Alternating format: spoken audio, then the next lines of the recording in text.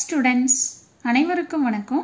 இன்னைக்கு வீடியோவில் நம்ம என்ன பார்க்க போகிறோம் அப்படின்னா ரெகுலேஷன் 2021ல் digital signal processing system design ஒரு சப்ஜெக்ட். அந்த சப்ஜெக்டுக்கான இம்பார்ட்டன்ட் டாபிக்ஸை இந்த வீடியோவில் நம்ம பார்க்க போகிறோம்.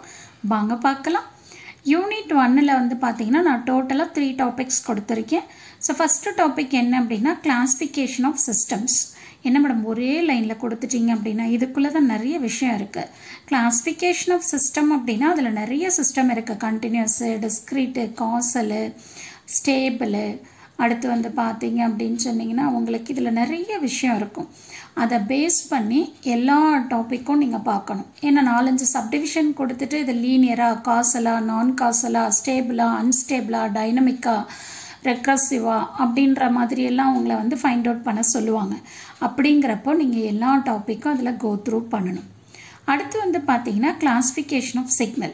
இந்த கிளாசிஃபிகேஷன் ஆஃப் சிக்னல்ஸில் வந்து எனர்ஜி சிக்னல், பவர் சிக்னல், இதை பேஸ் பண்ணி நீங்கள் ப்ராப்ளம்ஸ் கண்டிப்பாக கோ த்ரூ பண்ணணும். ஏன்னா எனர்ஜி சிக்னல், பவர் சிக்னலை பேஸ் பண்ணி நிறைய கொஷின் பேப்பரில் உங்களுக்கு கொஷின்ஸ் இருக்கும். ஸோ அதனால் அந்த டாப்பிக்கை நீங்கள் கான்சென்ட்ரேட் பண்ணிக்கோங்க. ஸோ இந்த 2 டாப்பிக்கும் நீங்கள் வந்து நல்லா கான்சென்ட்ரேட் பண்ணிட்டீங்க அப்படின்னா இதிலேருந்து கண்டிப்பாக ஏதோ கொஷின் வந்து கவர் ஆயிரும். இதை தாண்டி உங்களுக்கு வந்து பார்த்தீங்கன்னா இந்த செகண்ட் ஆஃபில் quantization error, Nyquist rate, aliasing effect.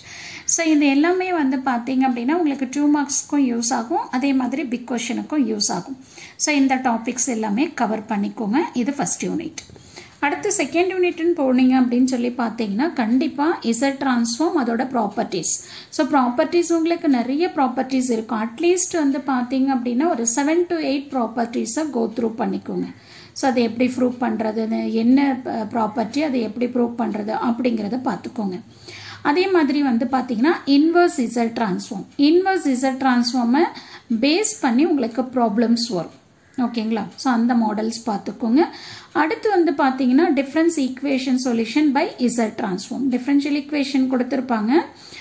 Difference ஈக்குவேஷனில் இருந்து நம்ம என்ன பண்ணணும், இசட் ட்ரான்ஸ்ஃபார்ம் ஃபைண்ட் அவுட் பண்ணணும். அந்த மாதிரி இருக்கும், அதை பார்த்துக்கோங்க. அடுத்தது கன்வல்யூஷன். ஸோ கன்வல்யூஷனில் உங்களுக்கு வந்து நிறைய கன்வல்யூஷன்ஸ் இருக்கும். அந்த கன்வல்யூஷன்ஸ் எல்லாமே பார்த்துக்கோங்க. லீனியர் இருக்கும், சர்க்குலர் கன்வல்யூஷன் இருக்கும், அதில் நிறைய மெத்தட்ஸ் இருக்கும். அதை எல்லாத்தையுமே கோ த்ரூ பண்ணிக்கோங்க. இது வந்து உங்களோட செகண்ட் யூனிட். அடுத்து தேர்ட் யூனிட்னு போனீங்க அப்படின்னா இதில் நான் வந்து 2 டாபிக் தான் கொடுத்துருக்கேன். ஒன்று டிஐடி, இன்னொன்று டிஏஎஃப். ஸோ இது 2 வந்து butterfly structure, that is radix 2 அல்காரிதமை யூஸ் பண்ணி இல்லை எஃப்எஃப்டி அல்காரிதமை யூஸ் பண்ணி எப்படி ப்ராப்ளம் பண்ணணும், டிஐடியும் பார்க்கணும், டிஐஎஃப்பும் பார்க்கணும் எப்படி பண்ணணும்னு சொல்லிட்டு. ஓகேங்களா? ஸோ இந்த டாபிக் உங்களுக்கு நல்லா தெரியுது அப்படின்னா அடுத்து வந்து பார்த்தீங்கன்னா டிஎஃப்டியோட ப்ராப்பர்ட்டிஸ். ஸோ ப்ராப்பர்ட்டிஸ் இங்கேயும் நீங்கள் வந்து ஒரு 7 to 8 ப்ராப்பர்ட்டிஸை கோ த்ரூ பண்ணிக்கோங்க. அது ரொம்ப ரொம்ப இம்பார்ட்டன்ட். தேர்ட் யூனிட்டை பொறுத்த வரைக்கும் இந்த டயக்ராமை நீங்கள் ப்ராக்டிஸ் பண்ணணும். ஓகேங்களா? 4 பாயிண்ட், 8 பாயிண்ட், அது எல்லாமே நீங்கள் வந்து கரெக்டாக எப்படி போடணும், எப்படி கால்குலேட் பண்ணணும், ஃபைனலாக ரிசல்ட் எடுத்து எப்படி எழுதணும் அப்படிங்கிறத முதல் கொண்டு நீங்கள் பார்க்கணும். Third unit. அடுத்து வந்து பார்த்தீங்கன்னா fourth unit. So fourth unit வந்து பார்த்தீங்கன்னா இது கொஞ்சம் வாஸ்ட் போர்ஷன் தான். ஸோ விண்டோயிங் டெக்னிக்ஸ்ன்னு பார்த்தீங்க அப்படின்னா அதுலேயே நிறைய டெக்னிக்ஸ் இருக்கும், அதை நீங்கள் பார்க்கணும். விண்டோயிங் டெக்னிக்ஸ் போனீங்க அப்படின்னா அதில் ஃபார்முலாஸ் நிறைய உங்களுக்கு. ஸோ அந்த ஃபார்முலாஸ் எல்லாத்தையுமே கோ த்ரூ பண்ணணும். அடுத்து அனலாக் ஃபில்டர் டிசைன் எடுத்துக்கிட்டிங்க அப்படின்னா உங்களுக்கு 2 கொடுத்துருக்காங்க, பட்டர்வர்த்தும் செபிஷேவ்.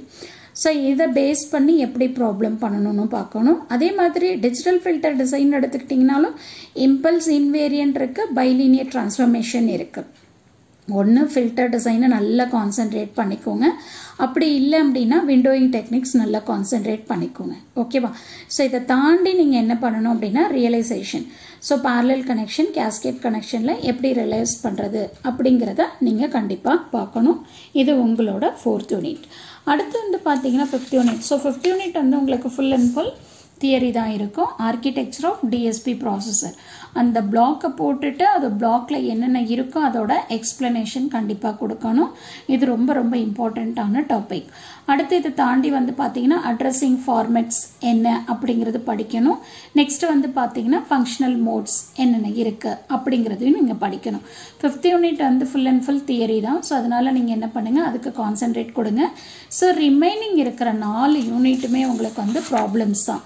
ஸோ அப்போ ப்ராப்ளம்ஸை நீங்கள் வந்து ஒர்க் அவுட் பண்ணி பார்க்கணும். அதே மாதிரி ஃபார்முலாஸை பார்க்கணும், எந்த மாதிரி எங்கே அசம்ஷன் நம்ம எடுத்திருக்கோம், என்ன ஃபார்முலா யூஸ் பண்ணணும் அப்படிங்கிற விஷயம் வந்து உங்களுக்கு நல்லா தெரியணும். ஸோ இதை நல்லா படிச்சிட்டிங்க அப்படின்னா இதுலேயுமே நீங்கள் வந்து நல்ல மார்க் எடுக்கலாம். ஸோ கண்டிப்பாக நீங்கள் நல்லா பண்ணுவீங்கன்னு நினைக்கிறேன். All the best for your exams.